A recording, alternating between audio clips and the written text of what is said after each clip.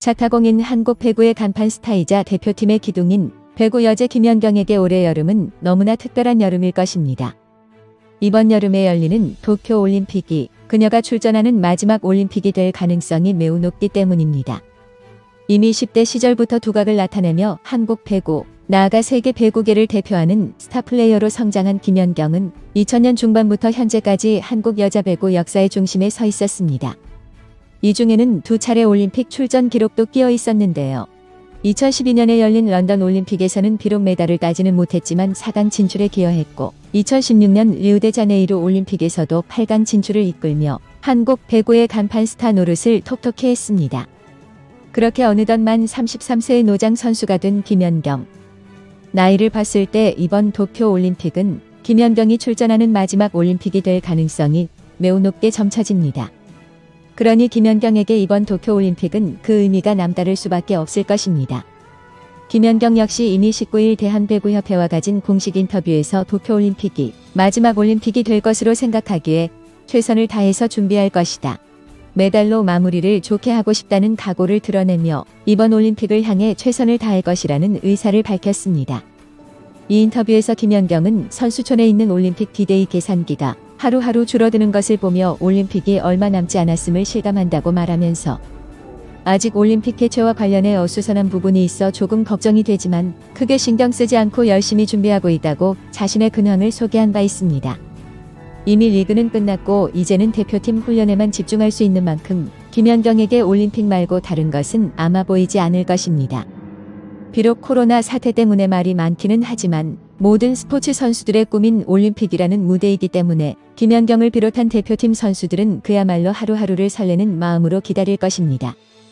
일단 김연경은 동료들과 함께 25일부터 다음 달 20일까지 이탈리아 리미니에서 열리는 2021 발리볼레이션스 리그에 참가하고 있습니다. 대회 성격을 보시면 아시겠지만 자연스레 올림픽 전초전 성격을 지닌 대회인데요.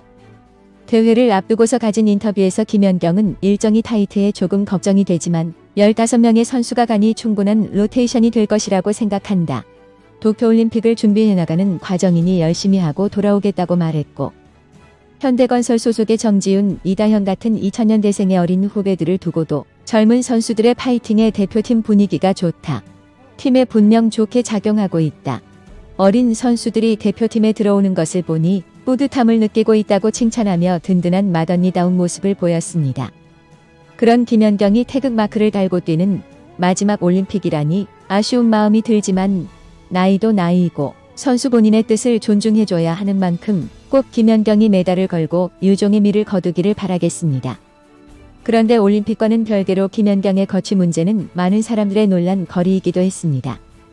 시즌이 끝난 후 향후 거취를 묻는 기자의 질문에 대해서 지금 전혀 팀에 대한 생각을 안 하고 있다. 올해는 천천히 정하고 싶다.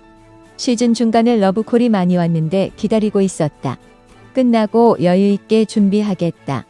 폭넓게 생각해서 결정하겠다고 말하며 즉답을 피했던 김연경이었기에 과연 흥국생명에 남느냐 아니면 국내의 다른 팀이나로 해외 리그의 팀으로 이적하느냐 하는 문제를 놓고 많은 사람들의 설왕설래가 오갔는데요.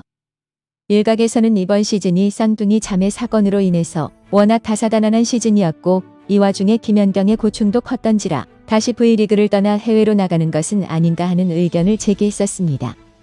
그리고 그 추측은 결국 사실로 드러났는데요. 김연경은 20일 중국 상하이로 이적하기로 결정했다는 입장문을 공식 발표하면서 다시 해외로 나갈 것임을 공식화했습니다. 신생구단 페퍼저축은행과 소속팀 흥국생명의 구애를 동시에 받아왔음에도 다시 해외 진출을 선택한 이유는 중국 리그가 주 2회 경기가 있는 V리그와 달리 다소 여유있는 일정을 소화해 체력 부담이 적은 데다가 김연경이 흥국생명과 계약 당시 연봉 총액 상한 셀러리캡 규정으로 인해서 연봉 3억 5천만 원이라는 비교적 적은 금액의 계약을 한 반면 상하이 측에서는 국내 최고 대우 못지않은 금액을 제시했던지라 금전적인 부분도 무시할 수 없었던 것으로 보입니다. 이에 김연경은 에이전트를 통해 국내에서 한 시즌을 뛰면서 국내 팬에게 받은 사랑과 응원은 잊지 못할 것이다라고 감사의 인사를 전하며 앞으로도 많은 응원 부탁드린다고 전했지만 흥국생명 구단 측과 팬들의 입맛은 씁쓸할 수밖에 없을 것입니다. 게다가 김연경이 이적하면서 사람들의 시선은 자연스럽게 이재영, 이다영 쌍둥이 자매의 거취에 쏠리고 있는데요. 쌍둥이 자매 입장에서는 팀 내 불화를 겪었던 김연경이 이적하는 바람에 팀의 주포가 사라졌고 내부 FA였던 김미연, 박상미를 잡았고 이미 한번 은퇴를 했던 김혜란이 복귀했지만 쌍둥이 자매가 먹고 있는 샐러리캡 연봉 10억 문제로 인해서 결국 이번 흥국생명의 외부 FA 영입은 불발되었습니다. 종합해보면 흥국생명 입장에서는 지난해와 다르게 전력이 매우 떨어지지만 샐러리캡의 여유는 있어서 쌍둥이 자매를 복귀시키는 것이 전력 급상승을 꾀할 수 있는 한 가지 방법인 셈입니다. 게다가 신생팀 페퍼저축은행이 기존 팀들로부터 선수들을 수급받아 선수단을 꾸리고 있는 와중에도 흥국생명 측에서 이들 쌍둥이 자매를 보호 선수, 즉 페퍼저축은행에 보내지 않을 선수로 묶은 사실이 알려지면서 흥국생명 측에서 이들 쌍둥이 자매의 복귀를 아직 포기하지 않았다는 것이 확실시되고 있는 상황입니다. 아시다시피 현재 쌍둥이 자매는 학교폭력 논란으로 인해서 이미 탈퇴와 국가대표 자격 박탈을 당한 이후 한동안 배구계에서 퇴출 상태였는데요. 그런데 최근에는 사실을 바로잡겠다면서 해당 학교 폭력 사실을 폭로한 폭로자를 고소했다고 합니다. 정말 이것만 봐도 어이가 없는데 더 어이가 없는 것은 흥국생명 측에서 이들 쌍둥이 자매를 대하는 태도입니다. 당시부터 흥국생명 측에서는 일단 이번 사태를 관망하겠다는 태도를 가졌고 지난 4월 중순에는 이들 쌍둥이 자매의 거취 문제를 6월까지 내부 검토 후 결정하겠다고 밝힌 바 있습니다. 왜 하필 6월이냐면 6월 30일이 다음 시즌을 위한 선수 등록의 마감 시한이기 때문인데요. 이 때문에 쌍둥이의 복귀 여부는 늦어도 6월에 판가름 날 것이라는 관측이 지배적이었고 실제로 흥국생명이 복귀 가능성에 대한 여론 추이를 살핀다는 말이 여기저기서 나오고 있어 쌍둥이 자매의 복귀설은 더 이상 허황되고 말도 안 되는 헛소리가 아닙니다. 아니, 상식적으로 학교 폭력 사태로 인해서 수많은 사람들의 지탄을 받았던 그런 사람들을 감싸는 것도 모자라 다시 배구계로 복귀시키겠다니 정말로 흥국생명 측에서는 그때 분노했던 팬들의 목소리를 대체 뭘로 들은 건지 이해를 할 수가 없습니다.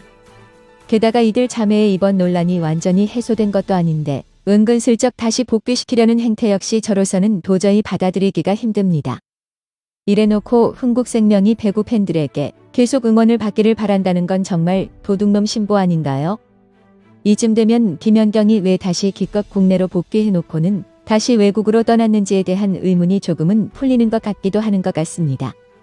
아무튼 김연경은 도쿄올림픽이 끝난 뒤에는 한국에서 머물다가 새로운 소속팀인 상하이로 합류하기 위해 중국으로 건너갈 계획으로 알려졌습니다.